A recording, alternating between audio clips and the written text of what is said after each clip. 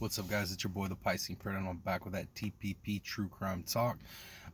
Before we jump into this day 19 of the Alex Murdaugh trial, if you could, please smash that subscribe button and hit the like. Get that algorithm rolling for me. Much appreciated. But anyways, let's get into this Alex Murdaugh trial, day 19, right?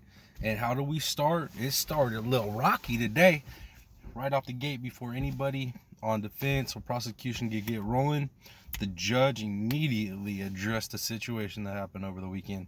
I guess one of the defense attorneys, Mr. Griffin, decided that it would be a smart idea to retweet a tweet basically accusing SLED and other investigators of not doing their job properly. Whoa, you could tell that judge was not happy about that. Not happy about that. And then he tried to downplay what he did. Well, yeah, I did repost it, but I didn't make any comments about it, this and that. Come on, boy, you old enough to know better than to do that type of shit, dude. I was waiting for that judge to pull out the ruler, smack him in the hand. You know what I mean? Come on. So we started with that. That rocked the boat right out of the gate. I was like, yeah, this is going to be good. It's going to be a good day. And then first person defense calls to the stand, Buster Murdaugh. And I was like, oh, here we go. It's about to get good.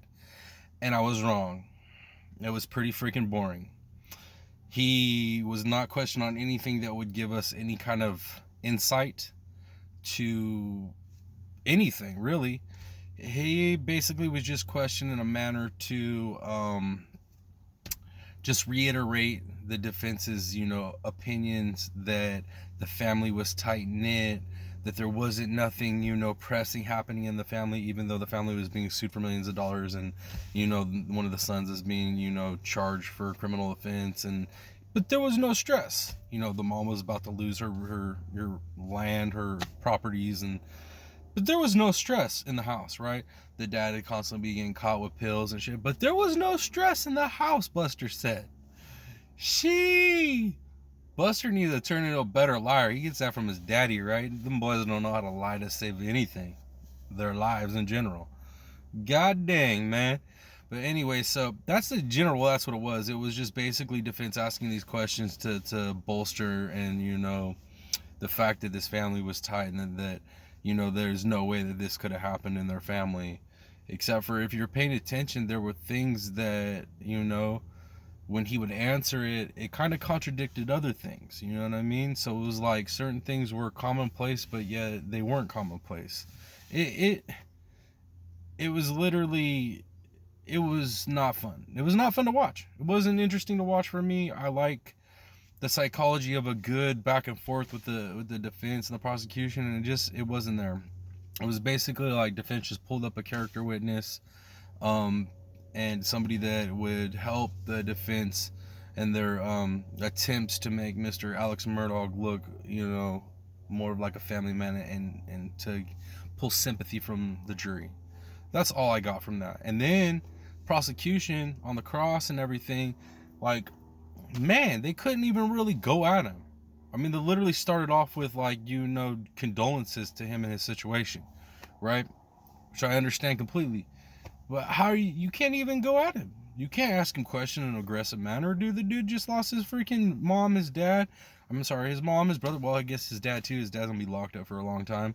It lost his grandpa. His whole world had fall apart. So prosecution couldn't even go at him hard. So we didn't really even get to learn a whole lot from that or get any. There was no aha moments or anything. Didn't change anything for me, really. It just, if anything, it bolstered some of the things I already felt were fact, and it made me question more things. It didn't help me question whether or not Alex did it. It made me question why the hell why do people even think he did it? I guess. And then honestly, dude, I saw a conflict going on with Buster today. You could tell he was trying to answer to the defense's questions in a manner that it would help his father out, but it looked like he was struggling a little bit internally. I mean, at least that's what I was reading on his face, and I don't know if that's just pure anxiety of the moment, but yeah, it looked like there were certain things that he answered truthfully that he looked like he didn't want to. But that's just my take on it. I mean, I could be wrong. But so we have that, and like I said, I didn't glean too much from that. But we also had the defense called up their specialist, crime scene recreation individual, to basically go over his recreation of the crime scene and his opinions on, how that went down, or the possibilities of positioning of gunmen, heights of gunmen, and this and that. And like, dude, he was pushing hard. For his idea of what it was, for his overall assessment and of the situation in the crime scene. Like, he could not concede to the fact that he could be wrong out of the basis of variables, right? Like, he wanted to be so hard on the fact that he was right, and that the way that he plugged the information into his programs and ran his programs, that based on like factual mathematical science, that like these things have to be fact, right? Except for there's certain variables that he couldn't plug into all this to get an actual factual idea of what happened. There's just no way. So I just found it funny that as hard as he went in on the science and tried to lay out everything that he did, like, there were too many variables that he couldn't account for that would completely debunk what his whole observations were on the situation. So, I mean, and that was something that I was sitting there chewing in my head on as he was being asked questions by defense. And then on the cross, I was like hoping, like, man, are you gonna ask like these certain questions? Like, these are variables that need to be brought up, because these are variables that have to be known to get an actual factual idea. You know what I mean? Like, or to actually know what went down. I don't know. I'm just having a hard time getting that out, I guess.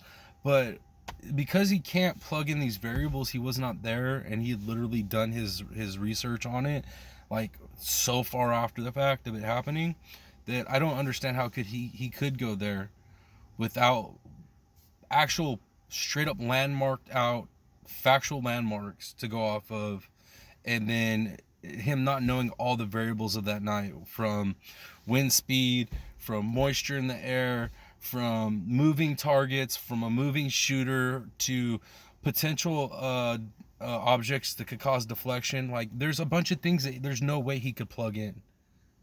But yet, even though he couldn't plug those in, he was dead set on his opinion being fact. Like, it was like, I understand you're getting paid to come to do this as a specialist. Is you're not being brought in as a state person, as a county person who did the investigation, whose job literally relies on day-to-day investigations and breaking down crime scenes. No, you're being brought in. You're a paid private company that does work for other companies, right? And then you're being brought in by the defense and paid by the defense to go over this crime scene and give your analysis of this whole crime scene. So it's like, of course you're gonna want to defend your opinion, right? I get that. That makes sense. But to watch a bunch of other specialists that work for the state, work for the county, come up, give their rundown of what happened, and then be honest about the fact that there could be variables and that there could be other things that possibly be off a little bit, but there's no way of knowing it. If they can do that, like, you can't come in the trial later on as a specialist by the defense and argue your point and then not admit that there are variables that you can't plug in that are going to affect the outcome of your test. You can't do that. Like, that's asinine. How? And then, like, anybody watching it, like, I'm hoping you're asking yourself the same question, like, what? Wait, you're saying that you're 100% right based off of science, except for your science is based off of missing variables. That doesn't make sense. Absolutely 0 sense. I don't know, guys.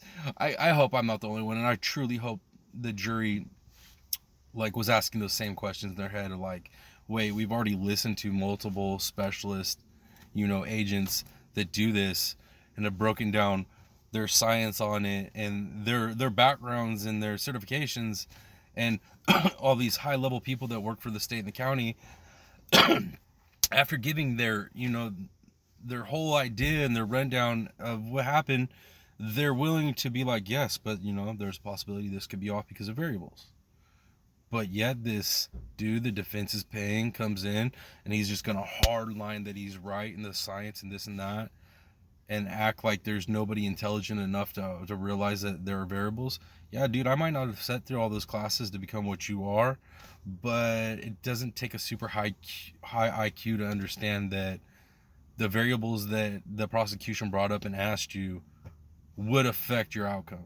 Like, there's no way they wouldn't. So that being said, I thought that part, in my opinion, from my view, I feel like that witness, that specialist that the defense brought in, I really don't think he did that much to help them out. The only idea that he tried to implement basically into the jury's head is that it had to be a short shooter, somebody that was short, even though there's a million variables that could account for the trajectory of that shot. There's so many variables, but we're gonna act like they don't exist. Miss me with that, man. Boy, she's all right, guys. But in all honesty, though, dude, that is literally, that's the fat of it, man. That's the most of what happened today. That's like the rundown. Outside of that, it was pretty dry. It was pretty boring.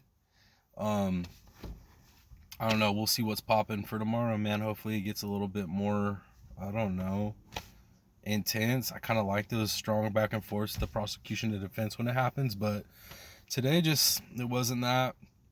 It was kind of dead. And then there was facts and information to be gleaned. It just wasn't super exciting. So hopefully tomorrow we'll see a little bit more progression, a little bit more excitement in this case. I know cases and trials aren't necessarily supposed to be exciting, but I'm a nerd like that, and it is to me, so whatever. Judge me if you want. I don't care. But yeah, guys, I'm gonna go ahead and wrap this one up. That's just a little quick update and what's popping on day 19 on that Murdaugh trial. Like usual, bro, hit me up in them comments. Let me know what you all think. If you guys all have any critiques on my opinions on any of this stuff, let me know. Yeah, that's it though. That's it. You guys, much love. It's your boy, the Piscean Predator, and I'm out, y'all.